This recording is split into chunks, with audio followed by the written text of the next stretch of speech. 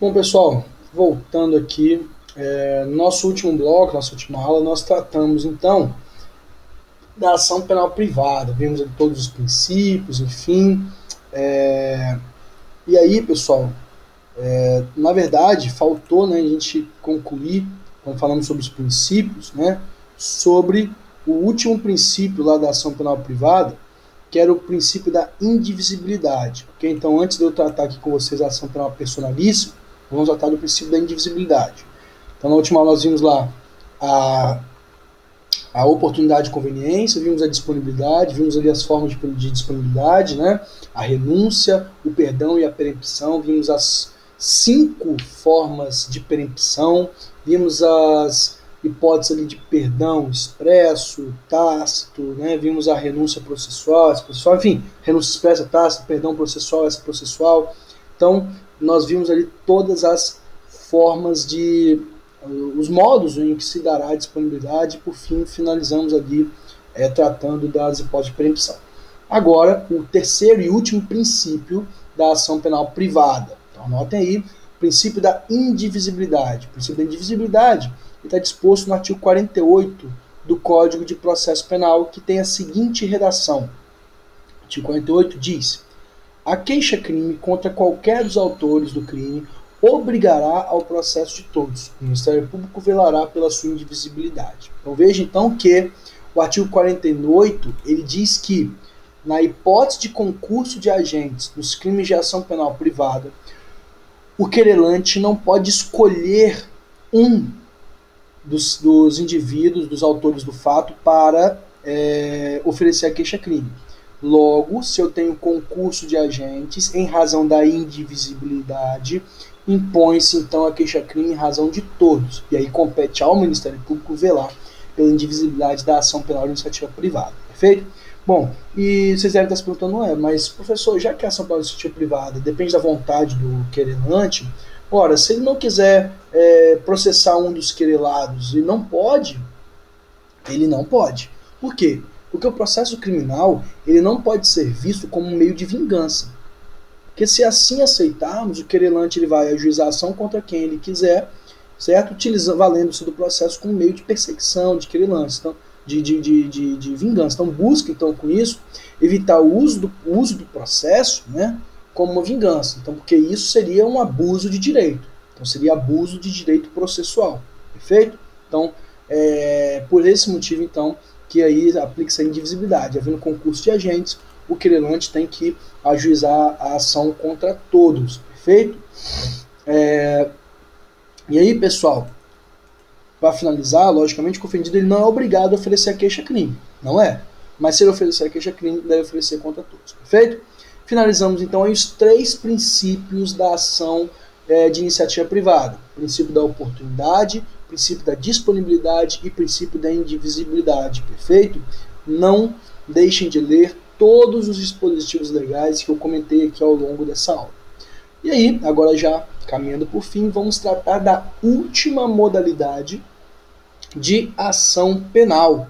Okay? A última modalidade de ação penal na aula de hoje. Porque ainda nós vamos finalizar com a ação civil ex delito. Okay? E vocês vão ver que a ação civil ex delito não é uma ação penal. Vocês vão entender melhor isso, tá bom? Já adianto a vocês que a ação civil ex delito não é uma ação penal. Ainda que nós estudemos ela aqui em processo penal, ela é uma ação civil, porém com interferências no processo criminal, certo? Então, das modalidades de ação penal, nós encerramos aqui com a ação penal personalíssima. A ação penal ex delito, ela é estudada no processo penal, porém ela é por natureza uma ação cível, uma ação indenizatória cível, decorrente da prática de um crime. Isso que nós veremos então na próxima aula com mais cuidado, perfeito? Com mais calma. Então vamos lá, quando a gente fala de ação penal personalíssima, a gente precisa então, logicamente, como eu fiz anteriormente, conceituar, afinal de contas, o que é ação personalíssima. Então a ação penal personalíssima, pessoal, é uma modalidade de ação em que se confere legitimidade exclusiva à vítima, ok? Não sendo possível a transferência de legitimidade para o representante legal, perfeito? Então é uma modalidade de ação em que se confere legitimidade exclusiva à vítima, não se admitindo a transferência da legitimidade para o representante legal. Então olha só, Na ação penal administrativa privada, nós vimos que, na ausência do querelante, poderia os seus familiares, certo? O seu representante legal, o seu cônjuge ou companheiro, o ascendente, descendente em linha reta, logicamente poderiam ali, substituindo o querelante, o ofendido, ajuizar a ação penal administrativa privada através da queixa-crime. Porém, aqui na ação personalíssima, como o próprio nome diz, essa legitimidade ela é exclusiva e intransferível, ou seja, somente a própria vítima pode ajuizar essa ação. E qual é a justificativa? Você deve estar pensando, afinal de contas, qual é o motivo que nós temos uma ação em que somente a vítima e ela não pode, nenhum herdeiro, nenhum sucessor legal pode alegar, pode ajuizar essa ação? Pela circunstância fática. Justamente pelo interesse, pela intimidade, né, por um valor muito íntimo da pessoa, para preservar a intimidade da pessoa. Perfeito? E aí, hoje, no nosso ordenamento jurídico, o único crime que se processa mediante ação penal personalíssima, então anotem hoje no nosso ordenamento jurídico, o único crime que se processa mediante ação penal personalíssima é o crime previsto no artigo 236 do Código Penal. Que diz o artigo 236 do Código Penal? É o crime de induzimento a erro essencial e ocultação de impedimento. Ok? Vamos lá ler o artigo 236, eu vou explicar para vocês e aí fazendo a análise com a ação penal personalíssima.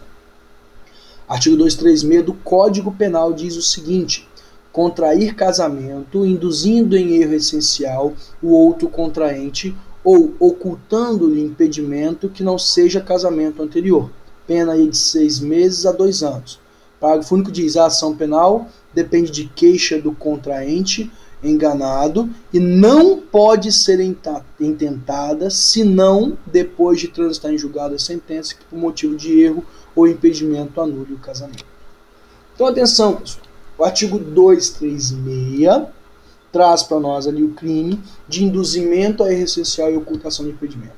Vou dar um exemplo aqui de consumação desse crime. Imagine que o indivíduo ele conhece uma moça em uma viagem e se apaixona perdidamente por essa moça.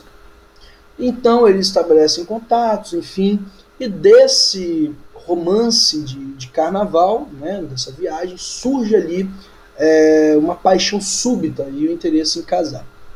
Mas esse indivíduo, esse moço, um rapaz conservador, à moda antiga, e ele então opta por ter relações sexuais com a sua amada depois do casamento. Depois do casamento, então ele opta por ter relações sexuais com a sua amada. E aí, eles então, perdidamente apaixonados, de fato vão lá e celebram o casamento, se casam, enfim. E eis que chega o grande dia.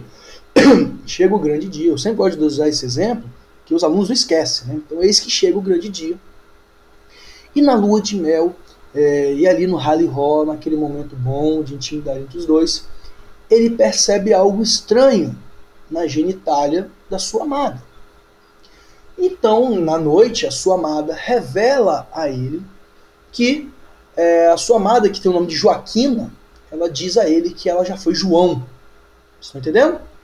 Essa moça, ela fez a cirurgia de redesignação sexual. Ela nasceu, né, geneticamente com sexo masculino e ela fez a cirurgia de redesignação sexual de acordo com o seu gênero, né?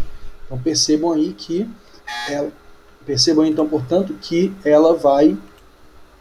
Bom, então percebam aí que a moça então revela que a Joaquina um dia foi João. Ela fez a cirurgia de redesignação sexual. Então esse fato, se ele tivesse sido levado a conhecimento do rapaz, certamente era um fato impeditivo para ele, não casaria, certo? Se ele soubesse disso com antecedência. Percebam que é um fato, ok? Foi um fato.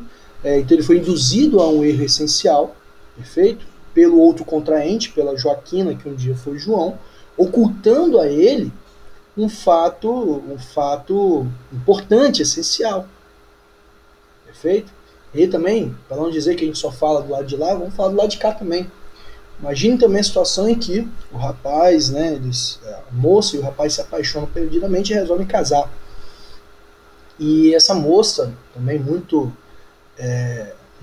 conservadora, enfim, muito tradicional, opta por ter as relações sexuais somente na noite de núpcias. Enfim, ela quer casar íntegra, virgem, né?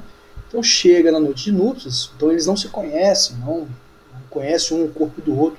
Chega na noite de núpcias, eis que a querida moça ali, então, toda feliz, né, que vai então ter o seu amado, certo? Eis então que ela percebe que ele não tem potencialidade lesiva, por assim dizer, que ele tem uma má formação congênita no pênis dele, de modo que essa má formação impossibilita o coito. Né? Ele é muito pequenininho, enfim, não tem ereção. Veja, ele ocultou esse elemento dela. Ele deveria ter informado isso a ela. Então isso pode ser arguído para fins lá de anulação do casamento, e ela pode ajuizar então uma ação penal contra ele por esse motivo. Por quê? Contraiu o casamento induzido a erro essencial, ocultando-lhe um fato importante. É o que aconteceu nessas duas situações. Perceba então que é algo muito específico e é por esse motivo então que se processa mediante ação penal então personalíssima, ok?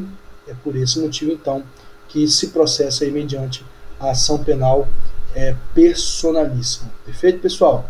Bom,